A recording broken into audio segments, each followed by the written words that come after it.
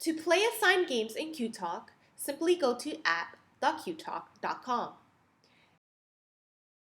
Sign in with your username and password that your teacher has provided you. Then click Sign In.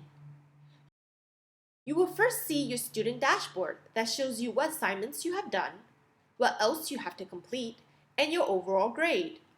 To see what games you need to complete, go to the left-hand menu and click Homework. New games will be shown in gray. To play a new game, click View. Then click Play. Now you can play the game. When you are done, click the button Complete the Game. Once you have completed the game, you will see the gameplay card turn from gray to blue. Congratulations! Hope you enjoyed the QTalk game.